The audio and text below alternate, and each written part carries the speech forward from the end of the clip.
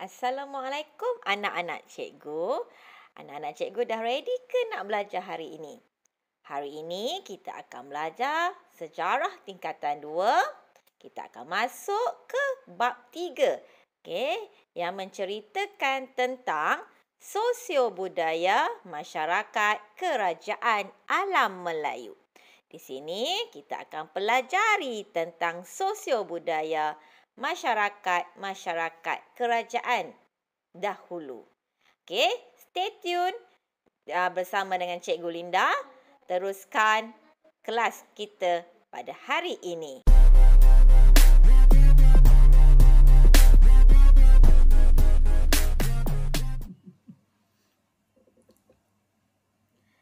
Hai anak-anak cikgu.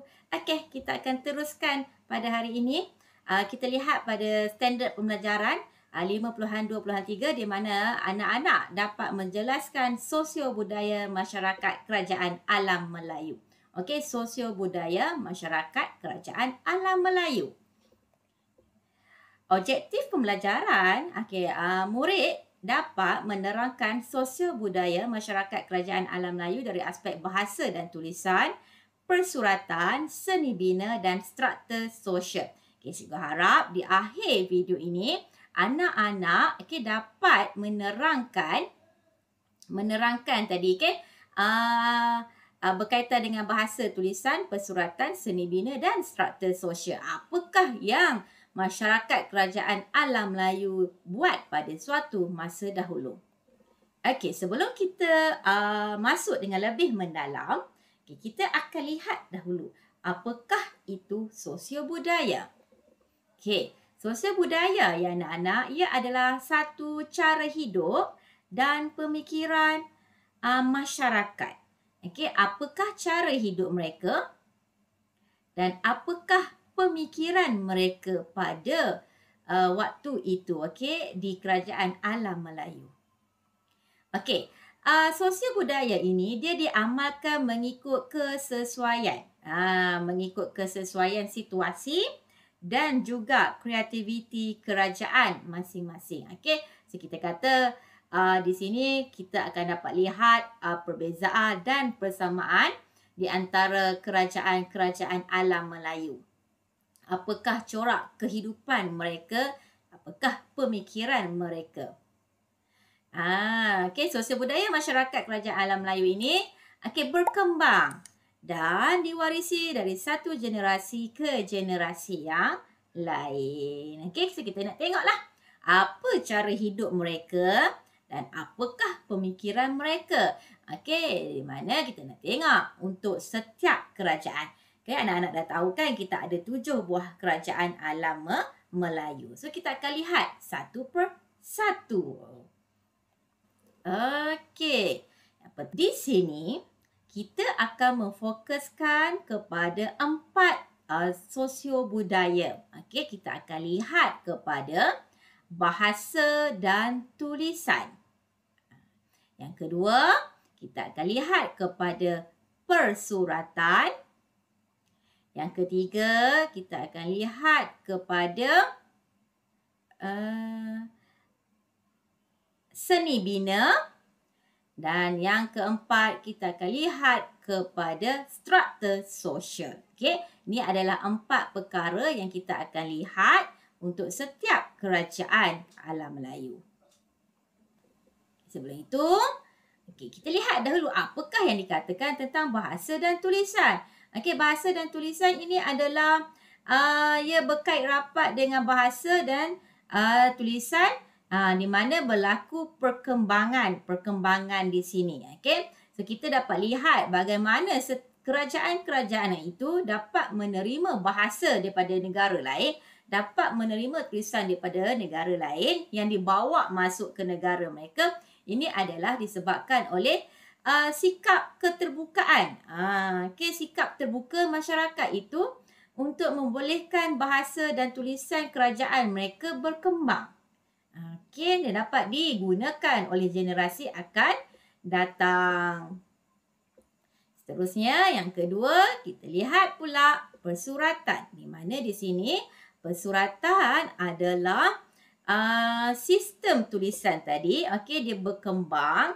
Okey, di sini masyarakat ataupun cendekiawan sudah pandai menunjukkan mereka untuk menulis.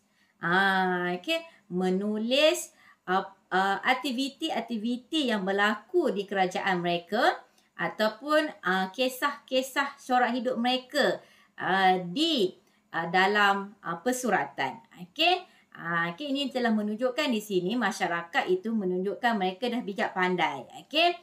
Contoh pada asalnya mereka banyak ditulis pesuratan ini ditulis dalam bentuk batu bersurat sehinggalah ia berkembang sedikit demi sedikit dan ada yang ditulis dalam bentuk buku. Yang ketiga, kita lihat kepada seni bina. Seni bina ini adalah menunjukkan binaan bangunan-bangunan ataupun candi-candi yang dibina ataupun seni bina dalam ciptaan kapal-kapal di sini. Okay?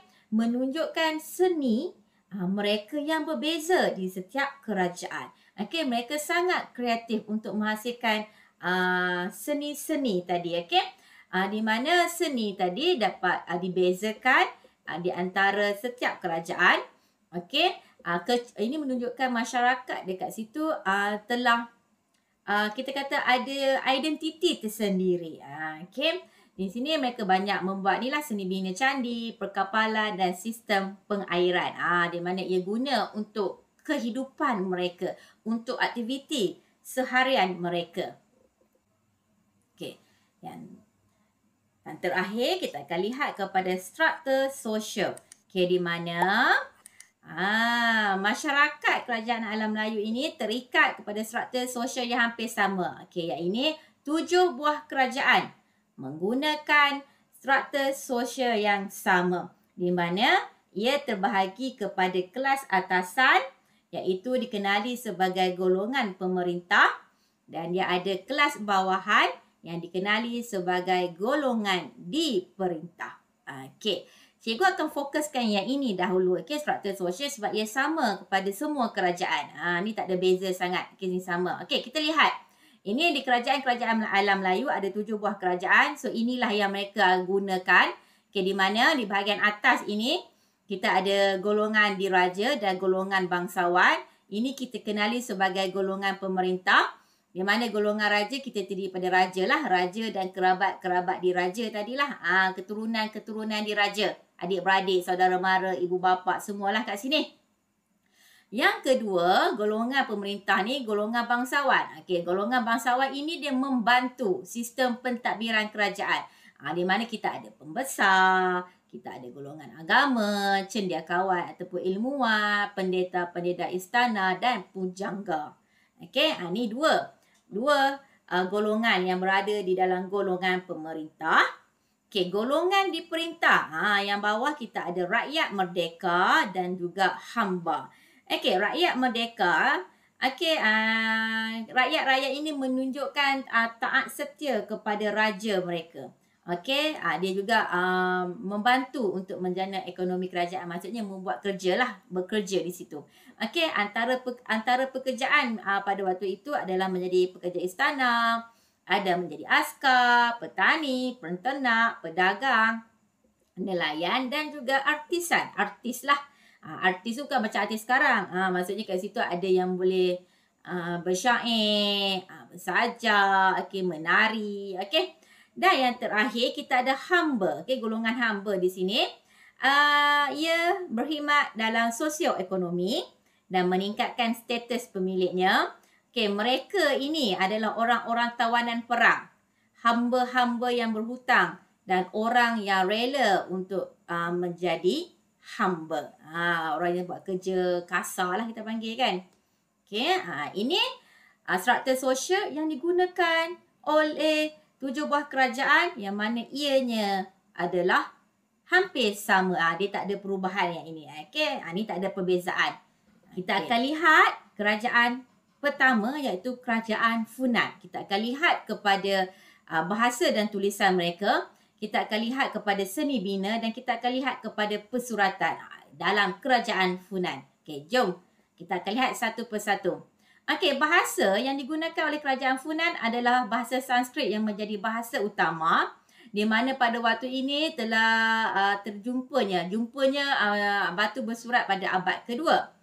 Okey, dan tulisan yang digunakan adalah tulisan orang Hu, yang mana ia menggunakan tulisan orang India. Dan di sini masyarakat kerajaan Funan ia menggunakan kalender Saka.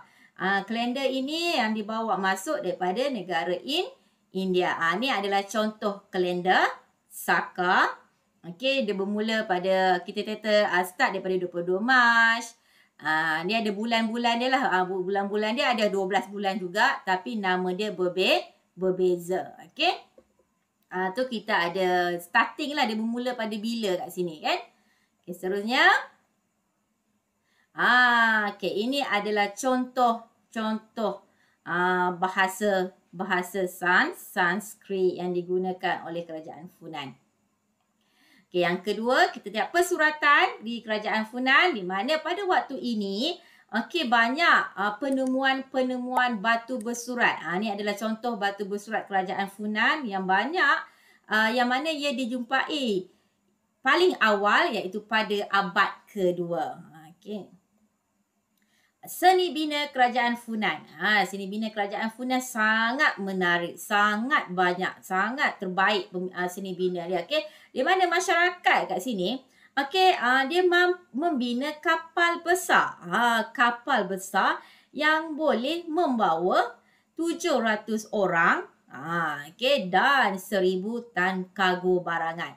Ibarat macam kita tengok Star Cruise kan, tengok Titanic, macam itulah besarnya kapal dulu. Okey, kemudian dia membina perahu panjang juga, yang boleh membawa 100 orang penumpang. Bawa ramai-ramai. Dan seni bina dalam sistem pengairan, dia dibina untuk mengawal limpahan air, dan mengalirkan air masin keluar. Daripada tanah pertanian. Air masin tak boleh masuk ke tempat-tempat pertanian. Sebab tu dia buat sistem pengairan untuk mengawal limpahan air. Dan yang ketiga, dapat dilihat candi-candi binaan ini. Binaan candi. Bukan setakat binaan, tapi juga terdapat ukiran-ukiran pada candi ini. Di mana candi ini dibina adalah untuk dijadikan sebagai rumah ibadat mereka, tempat untuk mendapatkan ilmu pendidikan dan tempat untuk masyarakat bertemu. Ini adalah contoh candi Gochetai yang berada di Okyo, Funan. Inilah nampak dah rumput pun dalam banyak. Tidak dipelihara lagi kan. Seterusnya kita lihat kepada kerajaan kedua, kerajaan Champa. Kita akan tengok kepada bahasa dan tulisan. Pada waktu ini, bahasa yang mereka guna adalah bahasa Melayu Champa. Ini contoh bahasa Melayu Champa. Dan juga mereka banyak cakap bahasa Sanskrit. Contoh mereka banyak penemuan batu bersurat yang ditulis dalam kedua-dua bahasa tadi. Ini contoh, ni semua ditulis di batu bersurat. Tulisan pula masyarakat Champa menggunakan tulisan Pallava tadi dan tulisan Champa kuno. Kalau kita tengok sebenarnya hampir-hampir sama kan. Buktinya adalah terjumpanya inskripsi penulisan ini pada abad ke-6, di mana banyak ditulis oleh Raja Sambhuvarman. Ditulis oleh raja. Kemudian pada abad ke-8 agama Islam telah tersebar di kerajaan Champa. Dan di sinilah bermulalah menggunakan bahasa Melayu Champa sebagai bahasa utama seiring dengan perkembangan tulisan Jawi. Ini contoh-contoh persuratan. Kita jumpa batu bersurat tertua yang ditulis di Kautara. Di Champa ini banyak penulisan persuratan, banyak dijumpai batu-batu bersurat dekat sini. Menunjukkan ramai yang menulis di atas batu bersurat. Selain itu, juga jumpa batu bersurat pada abad ketiga. Okey, bentuk manuskrip ini. Dan okey, ini adalah karya-karya yang terkenal waktu ini. Okey, kita ada Akayat Diwa Mano dan Akayat Indrapura. Ni manuskrip. Contoh macam buku lah kita katakan, senang kan. Okey, manuskrip dalam tulisan bahasa Melayu Champa. Okey, ni persuratan kerajaan Funan. Okey, kita nampak dah kat situ dia dah semakin berkembang. Dah ada orang yang boleh menulis dan ramai yang menulis di atas batu-batu bersurat. Sebab tu banyak jumpa batu bersurat pada kerajaan Funan. Okay, seni bina kerajaan Funan, okay, mereka banyak membina candi-candi. So, candi-candi ni adalah banyaklah perbezaan. Okay, banyak perbezaan daripada bentuknya, ukirannya. Okay, ni ada antara candi-candi yang terkenal lah. Candi Ponaga, Candi Lembah Mison dan Candi Dongdong. Ini yang masih ada sehingga sekarang. Ini dah naik rumput, dah cikgu jumpa gambar ni. Kita lihat pula pada kerajaan ketiga iaitu kerajaan Sriwijaya. Kita tahu Sriwijaya kat mana kan? Lihat bahasa dan tulisan mereka. Masyarakat pada waktu itu menggunakan bahasa Melayu dalam urusan pentadbiran dan kegunaan harian mereka. Bahasa waktu itu banyak dipengaruhi oleh bahasa-bahasa Sanskrit. Bukti-buktinya adalah berjumpa dalam bentuk batu bersurat. Inilah contoh batu bersurat kedutan, bukit, kapur batu, ni kota Kapur, telaga batu dan juga talang tua pada abad ke-7. Ni contoh batu bersurat yang dijumpai. Kebanyakan tulisan ditulis dalam tulisan bahasa Melayu dengan pengaruh bahasa Sanskrit. Dan menggunakan tulisan Pallava. Hampir sama tulisannya Pallava. Persuratan. Kan kita dah tengok tadi banyak ditulis dekat batu-batu bersurat. Penemuan pada waktu ini di kerajaan Sriwijaya pun banyak penemuan dalam bentuk batu bersurat. Ramai yang menulis di atas batu-batu bersurat. Di mana kebanyakan kisah-kisahnya adalah tentang pengukuhan kerajaan dan juga kepentingan taat setia kepada raja dan negara. Ini kisah yang ditulislah di batu bersurat Karang Berahi dan batu bersurat Balas Pasemah Panjang kan. Bukan pendek-pendek ni sekarang cerita. Seni bina. Banyak jugalah candi-candi yang dibina kan. Kita ada Candi Muara Takus tinggi. Kita ada Candi Muara Jambi. Ini candi yang terkenal lah ke waktu ini. Kemudian ada pusat binaan kapal. Di mana kapal-kapal yang dibina di Sriwijaya ini adalah kapal-kapal besar lah.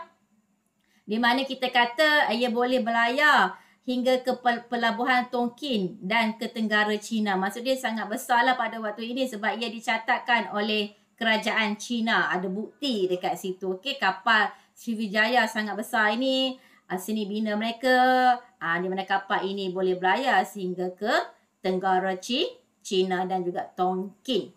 Kita masuk ke kerajaan Angkor, kerajaan keempat. Tulisan dan bahasa. Mereka menggunakan bahasa Sanskrit dan bahasa Khmer. Ni tulisan Khmer lah, Khmer. Masih lagi guna ada tulisan Pallava sikit. Buktinya adalah inskripsi pada dinding candi. Ini tulisan contoh-contoh yang ditulis di dinding-dinding candi. Di mana kebanyakan tulisan ini dijumpa di dinding-dinding candi. Ada tulisan Khmer dan tulisan Pallava yang ditulis di dinding-dinding candi. Kisah-kisah dipahat dekat dinding itu. Ini persuratan juga yang ditulis dalam dinding-dinding candi, kisah-kisahnya. Kita ada kegiatan persuratan. Kita ada penemuan batu bersurat sedok.com barang laut yang mengesahkan pemerintahan Jayavarman II.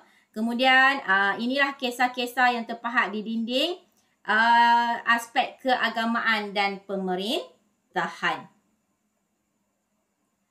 Seni bina candi. Ini banyak keistimewaan. Seni bina pada waktu ini banyak berkait dengan pertanian. Iaitu dia membina barir. Nampak kawasan barir ini sangat besar 2 kali 8 kilometer dan dapat menampung 30 juta meter air padu untuk disalurkan kepada sawah padi besar kan. Kemudian seni bina lain kita ada bina candi iaitu Angkor Wat dan Angkor Thom. Angkor Wat yang dibina sangat besar, sangat luas dan ada ni yang sangat tinggi. Angkor Wat dibina oleh Raja Surya Varman II pada abad ke-12. Keluasan dia sangat luas iaitu 208 hektar. Ni pun contoh Angkor Thom. Nampak tak seni bina mereka berbeza kan coraknya. Dan terdapat menara di tengah tadi tinggi. Di tengah-tengah candi ni. Selain itu dapat juga seni bina binaan kapal untuk kegunaan kapal perdagangan dan juga peperangan. So nampak kan keunikan seni bina kerajaan Angkor. Terusnya kerajaan Majapahit. Bahasa yang digunakan pada waktu itu adalah bahasa Jawa kuno di mana ia menggunakan tulisan Kawi. Contoh bukti-bukti yang dijumpa adalah dalam bentuk batu bersurat pada abad ke-14. Selepas agama Islam tersebar di Majapahit, banyakkan masyarakat dah menggunakan huruf-huruf Arab di sini. Di mana ia dikenali sebagai tulisan Pegon, iaitu huruf Arab untuk menulis bahasa Jawa. Kan ni lah tulisan-tulisannya, contoh-contoh tulisan berbeza sikit lah nampak. Persuratan pada waktu ini di Majapahit telah jumpanya batu bersurat Trowulan. Kemudian yang ditulis dalam bahasa Jawa kuno, dalam tulisan Kawi.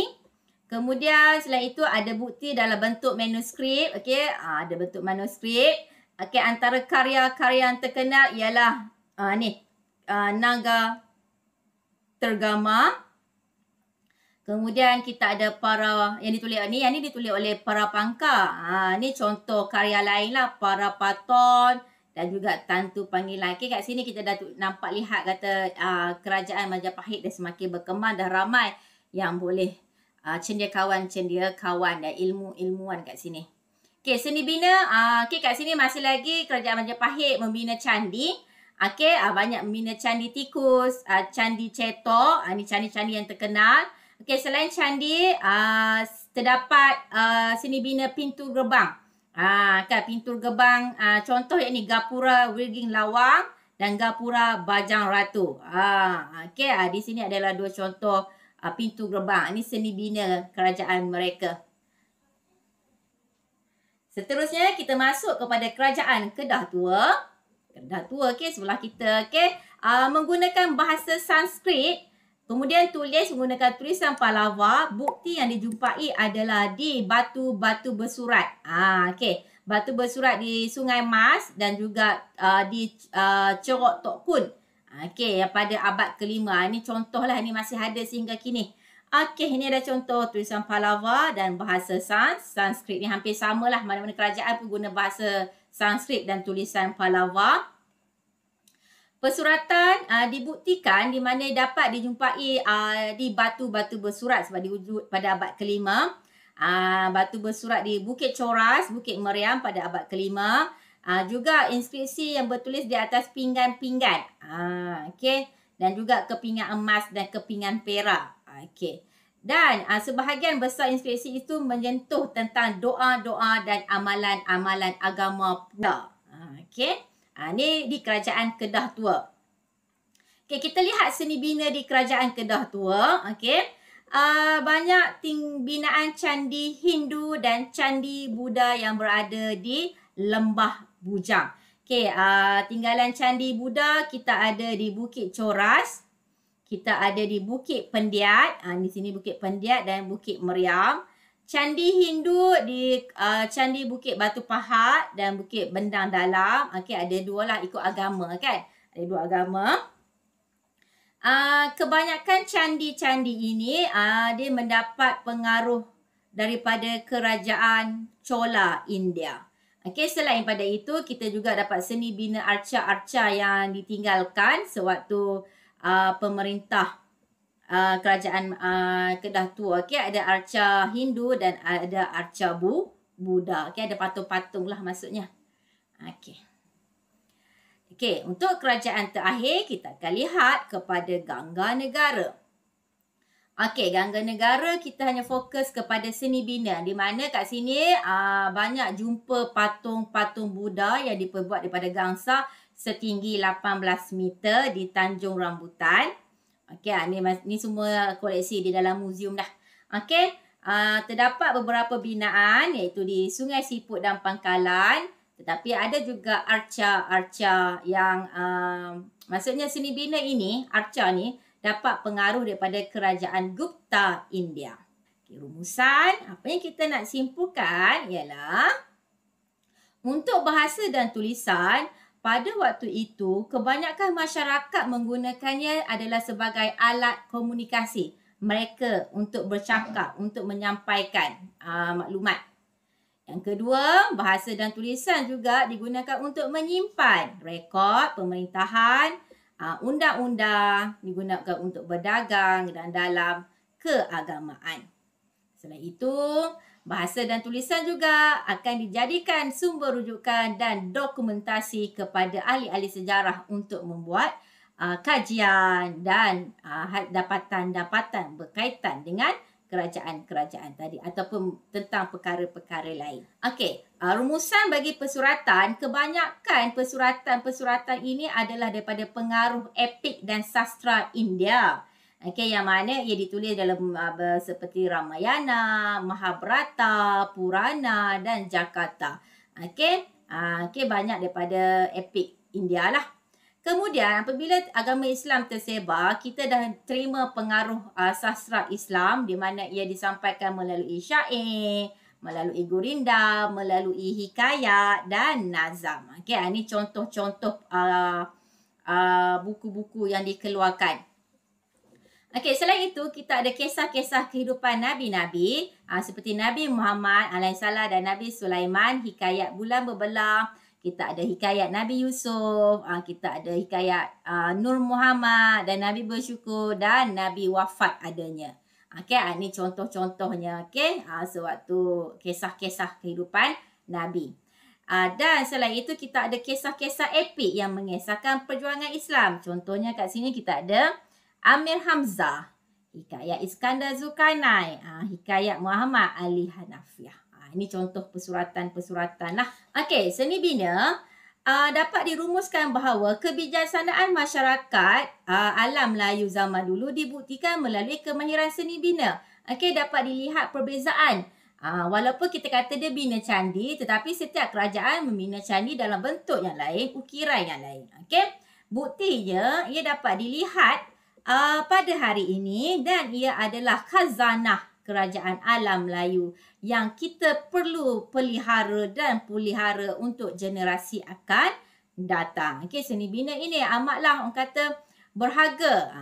Okey, untuk dinilai, untuk dilihat dan untuk dilawati. Okey, kesimpulannya di akhir bab ini, okey, sebenarnya kita dapat lihat kepelbagaian sosial budaya masyarakat kerajaan alam Melayu telah menunjukkan bahawa mereka ini adalah bijaksana. Okey, masyarakat ini saling bekerjasama untuk meningkatkan kehidupan mereka. Daripada abad pertama hingga abad ke-13. Macam mana perbezaan sosial budaya mereka. Okey, oleh itu ia menjadi inspirasi kepada peningkatan penciptaan untuk kemajuan negara sekaligus dapat memupuk pemuafakatan dalam masyarakat. So, sosial budaya ini sangat memberi impak kepada kita. Kenapa? Sebab kita boleh lihat dari aspek bahasa, tulisan, seni bina yang sangat penting dapat menunjukkan penciptaan, peningkatan penciptaan sekaligus dapat memajukan negara. Dan masyarakat yang berbilang agama, ada agama Hindu, ada agama Buddha, ada agama Islam, dapat memupuk pemuafakatan yang baik di dalam kerajaan mereka.